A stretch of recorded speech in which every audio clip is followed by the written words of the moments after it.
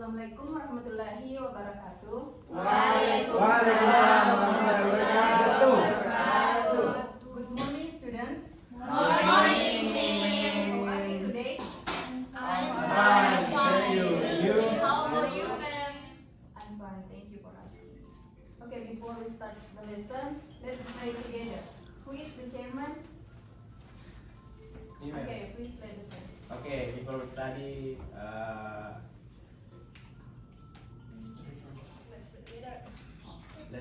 let's pray together. Finish.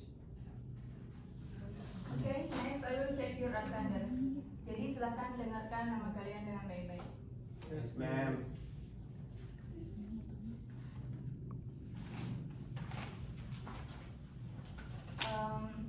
Atika, Present, Miss. Tracy, Yes, Miss. Dila, Present, Miss. Lisa, Present, Miss. Sakina, Yes, Miss. Restu, Present, Miss.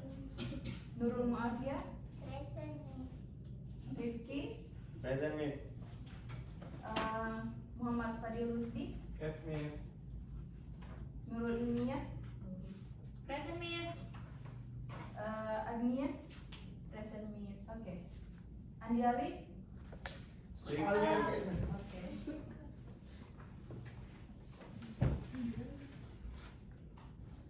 Jadi seperti yang saya ingat bahwa minggu lalu sepertinya saya telah menyampaikan mengenai topik yang akan kita pelajari pada hari ini. Jadi apa kalian tahu topik apa yang akan kita pelajari pada hari ini? Yes, Miss. Ma'am. Topik apa yang akan kita pelajari? Recontext. Oke. Jadi sebelum kita memasuki topik hari ini, saya ingin menjelaskan kepada kalian mengenai objektif dari materi itu. Jadi setelah kalian mempelajari mengenai rekonteks, kalian akan bisa mengetahui pengertian dari rekonteks atau memahami dari materi tersebut, kemudian bisa membedakan tipe-tipe dari rekonteks. Nah, kegiatan kita pada pembelajaran hari ini yaitu setelah kita mempelajari mengenai materi-materi konteks, akan ada penugasan yaitu kalian akan membuat contoh dari konteks berdasarkan apa yang dari kalian pilih. Nah, manfaat dari mempelajari materi ini ya seperti yang berkaitan dengan tujuan dari mempelajari materi ini, yaitu bisa memahami dan bisa membuat teks rekonteks yang baik dan benar. Okay, guys, are you ready to start the lesson? Ready. Yes, Okay, ma'am. Ready. Karena kalian telah mengetahui topik yang akan kita pelajari hari ini, apakah kalian telah mempelajari topik mengenai rekonteks? Yes, Yes. Oke, kalau begitu saya akan bertanya langsung kepada kalian apa pemahaman yang telah kalian dapat setelah mempelajari itu. Jadi pertama-tama ada yang bisa menjelaskan mengenai definisi dari konteks berdasarkan pemahaman kalian? Miss. Oke, please. Jadi rekonteks adalah jenis teks yang menceritakan kembali sesuatu yang telah terjadi di masa lampau. Oke, apakah ada pendapat lain? You? Menurut kamu apa itu rekonteks berdasarkan pemahamanmu? Rekonteks adalah jenis teks bahasa Inggris yang berisi tentang cerita atau kegiatan dari penulisnya yang berdasarkan pengalaman dari penulis. Okay, that's right. So recontext is a text that explain about the story of the writer dan itu berdasarkan apa yang dialaminya dan juga terjadi di masa lampau. Nah, besides that, of course, recontext have types. How many types of recontext? Wow! Betul sekali. Ada yang bisa menyebutkan tipe-tipe dari rekonteks? Mimis. Ya, Agnia, silakan. Personal recontext, imaginative recontext, and itu saja, Miss. Oke, ada yang lain yang tahu jenis-jenisnya? Silahkan, Ilmi. Historical recontext and factual recontext, Miss. Ya, betul sekali. Jadi ada 4 dari jenis rekonteks, yaitu personal rekonteks, imaginative rekonteks, historical rekonteks, dan factual rekonteks. Yuk, apa tadi? Coba sebutkan kembali ya jenis-jenisnya dari rekonteks. personal recontext, imaginative recontext, historical recontext, and factual recontext. Ya, betul sekali. Nah, selanjutnya, apakah kalian tahu definisi dari masing-masing jenis tersebut? Kalian sudah mempelajari hal itu? Oke, jadi saya akan memberikan contoh. Nah, silahkan analisis contoh dari yang saya sebutkan. Analisis apakah contoh itu termasuk jenis faktual kah, personal kah, imajinatif atau historical. Contoh yang pertama, jika saya menyebutkan atau menjelaskan peristiwa pembacaan teks proklamasi kemerdekaan Republik Indonesia pada hari Jumat 17 Agustus 1945. Ada yang tahu jenis teks apa itu? Saya, Mem. Saya, Mem. Silakan. Historical, Mem. Historical recontext. Oke. Sekina apa? Apakah kamu setuju dengan jawaban dari Rifki? Iya, Mem. Coba apa alasannya mengapa kamu mengatakan bahwa itu rekonteks? Karena hal tersebut adalah peristiwa yang bersejarah, Mem. Oke. Beri tepuk tangan kepada Betul sekali. Jadi teks tersebut itu termasuk dari historical recontext karena menceritakan mengenai peristiwa-peristiwa di masa lalu yang bersejarah atau tercatat dalam buku sejarah. Restu, menurutmu apa tadi pengertian dari historical recontext? So historical recontext sesuai yang saya dengarkan tadi, Mem, adalah teks yang menceritakan tentang hal-hal bersejarah di masa lalu. Contohnya peristiwa pembacaan proklamasi tadi. Ya, betul sekali. Selanjutnya saya akan memberikan contoh lagi, yaitu peristiwa kecelakaan di Tol Makassar pada tanggal 22 Februari 2022. Termasuk jenis teks apakah itu? Ya, Mem. Mem, Mem. yang lain ada yang tahu yang lain? Saya, Mem. Ya, Resi. Factual recontext, Mem. Makasih. Oke, factual recontext. Why you say that is factual recontext?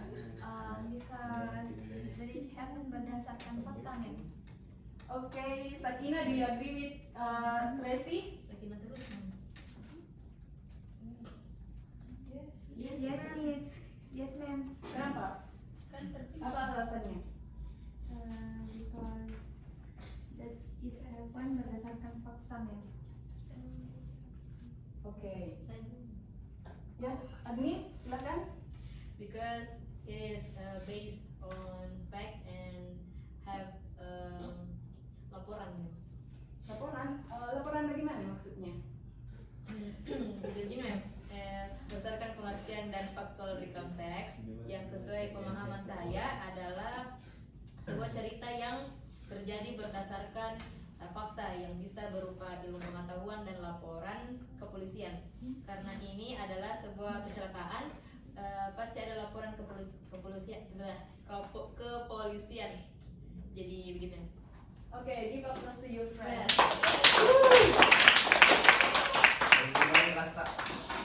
Oke, kalau tidak salah waktu hari Jumat dan Sabtu adalah tanggal merah. Jadi kalian libur kan? Yes, Ada yang bisa menjelaskan satu-satu dari kalian, adakah yang bisa menjelaskan apa yang kalian lakukan di hari libur itu? Kalau tidak ada, saya akan tunjuk secara langsung. Ada yang bisa? Silakan Nurul Muafiyah.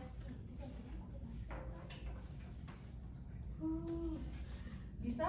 Saya, Mem. Oke, silakan.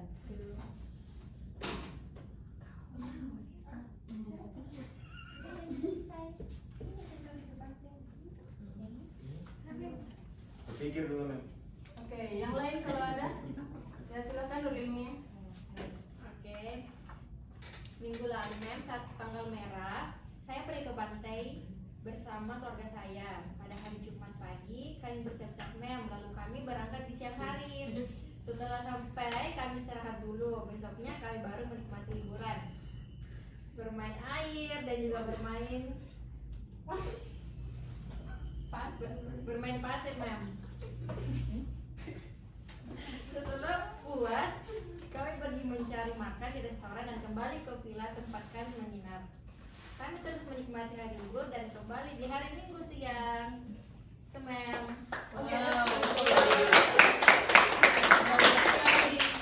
Oke. Apakah kamu merasa senang di holiday kamu itu? Iya Mem, saya sangat merasa senang Mem. Kenapa? Karena saya Apa suka alasannya? pantai. Saya suka berpantai. Oke, Mem. good. Jadi berdasarkan dari cerita dari teman kalian, menurut kalian jenis teks apakah itu yang diceritakan oleh teman kalian? Personal recount text. Silakan Pak Dilurusi. Personal recount text, Mas. Apa alasannya? Karena hal itu menceritakan pengalaman pribadi dari penulis tersebut, Mas. Ya, bagaimana yang lain setuju? Setuju. Oke, contoh selanjutnya ketika saya menceritakan pengalaman saya yang pernah terbang dengan sayap kemudian mengelilingi dunia. Menurut kalian, menurut analisis kalian, jenis teks apakah itu? Imajinatif. Imajinatif, Mem. Recount text. Imajinatif, recount text. Ada yang bisa menjelaskan alasannya mengapa kalian menyebutkan bahwa itu adalah imajinatif recount text? Ada yang bisa?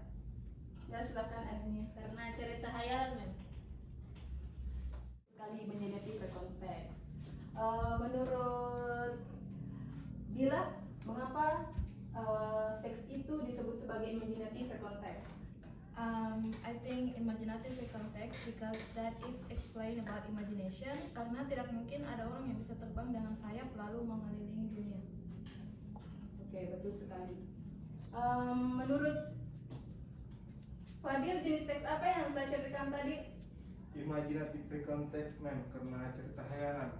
Ya, betul sekali. Jadi jenis teks ini adalah teks imajinatif recount text karena hal itu berupa kejadian hayalan yang tidak mungkin terjadi, namun terjadi di masa lalu dan berdasarkan kisah dari penulisnya. Saya rasa kalian sudah mengerti mengenai materi dari recount text.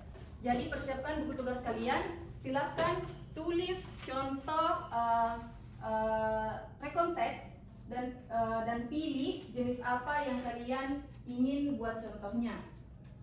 Contohnya tentu saja jenisnya boleh sama, tapi ceritanya tidak boleh sama. Nah, silahkan kerjakan sekarang.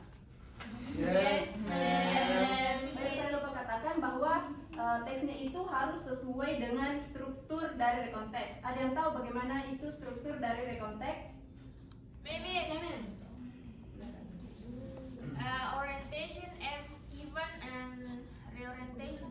Ya, betul sekali. Jadi struktur dari konteks itu ada 3, orientation, event, and reorientation.